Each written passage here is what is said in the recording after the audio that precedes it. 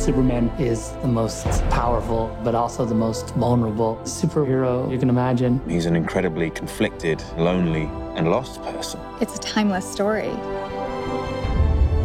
Superman is a story for everybody. It's going to be intense, visceral, really exciting to watch. We need champions and we need someone to believe in. It's about the potential for every person to be a force for good. We have to believe that somebody can make things right. From the first time I could ever remember, Superman was one of the people I wanted to be.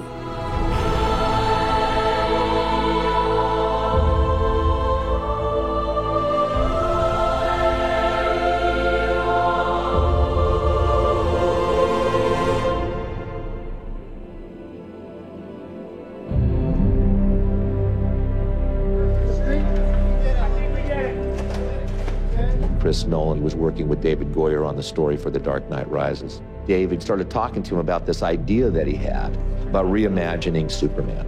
Our approach was not a comic book Superman. It was just to do a more realistic Superman, a Superman that exists in a real world. One more, just like that, right. I remember I said to Zach, I don't know how you do this. I don't know how you take this character and modernize him and make him cool to a modern audience. And they pitched their ideas, and we were like, wow, they figured it out.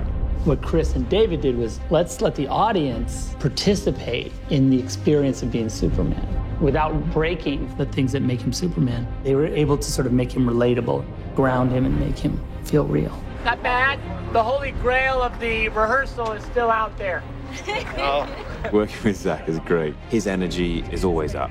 As much as the hours are extremely long, Zach keeps stuff interesting. Zach is very detail-oriented. He never misses anything. He just has a really strong idea of the story, and he has a really strong idea of character. Zach knows exactly what he's looking for, and he knows when he has it, and that gives you a certain amount of confidence. You'll turn, and then you just press on. One really interesting thing with Zach, he's probably chosen the hardest possible way by making it, for the most part, a single camera. You don't work on movies of this scale with a single camera. Even though we're walking around and making shots, the frame is always being analyzed and refined as we go.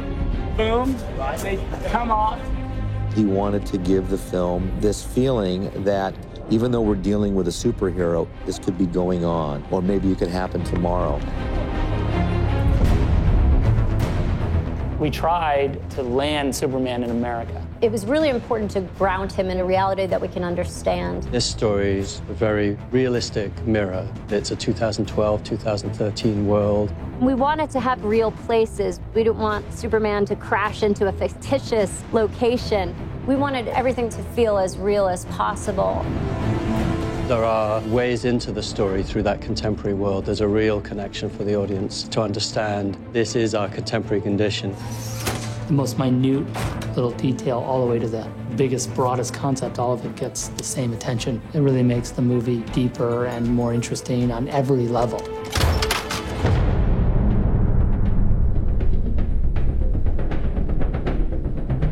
We're gonna make Superman. First thing you gotta figure out is, what's the suit gonna look like? The cape has to be there. If you look at the suit without the cape, you realize it's not Superman. But you know what? I think the underwear outside the pants is something that maybe can go. The reason why his underwear is on the outside of his pants, it's a leftover from Victorian era strongman. I probably looked at hundreds of versions with underwear. It fell by the boards because I couldn't make it consistent with the world that we were creating. It was really important for Zach for the suit to make sense. So it's not like, where did the suit come from? Did he hand make it? Did his mom make it? We had to create a world where that kind of outfit was commonplace and make that feel natural. It's kind of like chainmail to the knights of the medieval times. When we go to Krypton, you can see the council members, the soldiers, they all have the same skin suit. Sometimes you'd see it with a cape, or sometimes armor would go on top of it. It's a really high-tech kind of fabric, which I think is a nice departure from the spandex. What's the S stand for? It's not an S. In my world, it means hope. Well, here it's an S.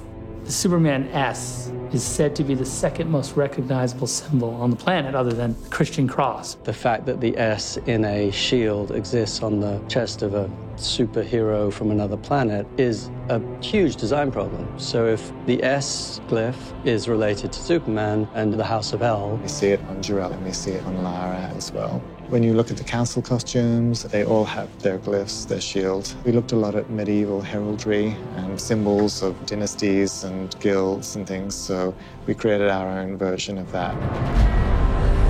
You have to go and find the why of it. You know, it's like an illuminated text. There's a reason why those monks have been redrawing that same thing for 1,000 years. It's got a very alien feel to it, while being recognizable as a suit that we know and love. It's that fine line of reinventing him, but still seeing him in there.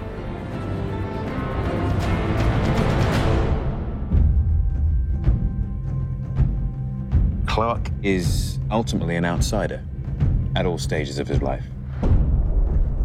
You see him have all these odd jobs. He's on a quest to find out who he is, where he came from.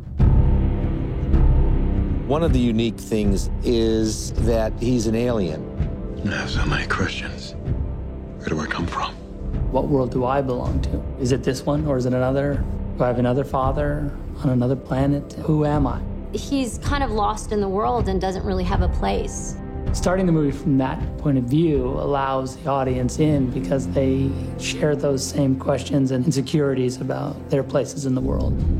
One of the things that's really important to Jor-El to try to communicate to his son is that these strengths that he has. It's a huge responsibility. His teachings are all about leading from the front, being a shining hope and example, and not hiding what it is that you are. He'll be an outcast. They'll kill him. How? He'll be a god to them. Instinctually, when something bad happens, he is able to react. And when he reacts like something nobody's ever seen before. Jonathan teaches a slightly more careful approach. He's more protective of what Clark is. Things happen as he grows up where people know that he's different and they're hiding this secret.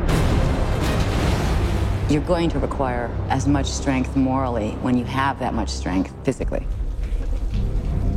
Clark, you have to keep this side of yourself a secret. What was I supposed to do? Just let him die?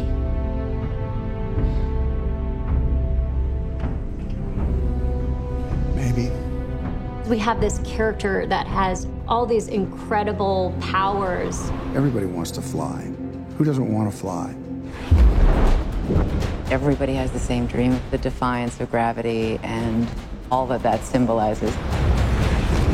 Obviously, we see Superman fly because he can control his power and his speed. I wonder what it would be like to be able to just take to the sky, to feel the wind through my hair would be the most incredible thing. The super speed aspect of the fight makes him completely superhuman and beyond the scope of what is actually possible. We're going to see action in this film like we've never seen it before. Much more physical, much more high-powered. There was definitely a real conscious effort to support the idea that this is happening between Kryptonians. One of the talents that they would exploit would be that sense of speed to be able to vanquish their enemy very, very quickly. Superman is from another planet. He calls into question so much of what we take for granted, whether it be philosophical or physics. He has come to Earth to remind us of ourselves. Miss Lane, not a fan of the Daily Planet, but those pieces you wrote when you were embedded with the First Division were pretty impressive. Well, what can I say? I get writer's block if I'm not wearing a flak jacket. Lois has always been a strong female character. The difference is that our Lois is more proactive. She's doing all the things that she needs to do to understand this character that could save her world.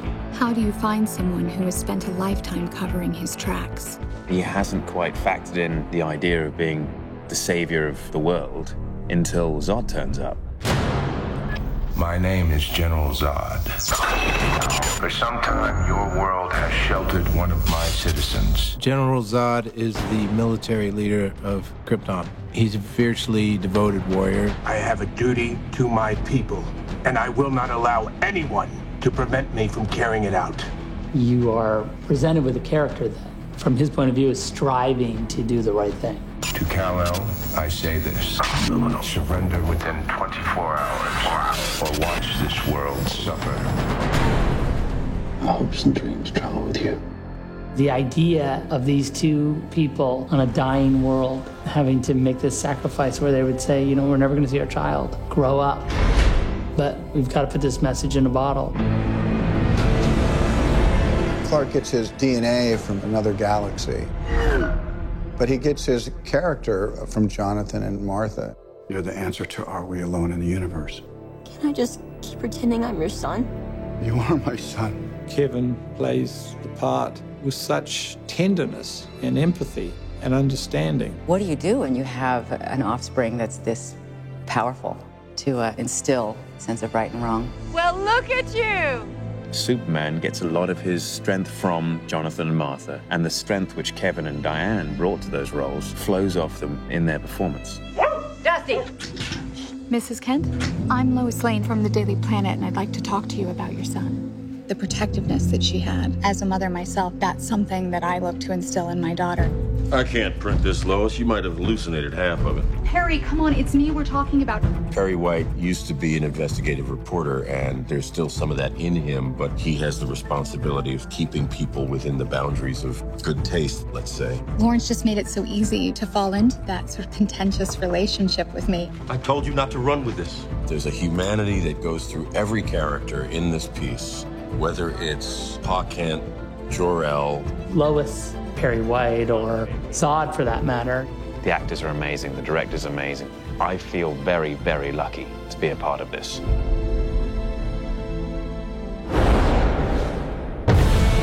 It's reinventing Superman. What'll really be modern about what we're doing is Zach's vision of it. This imagining has such a sense of humanity. It's a spectacular adventure. People are going to feel part of the movie. The scope and scale of the movie is epic. Every scene, every moment, you haven't seen that.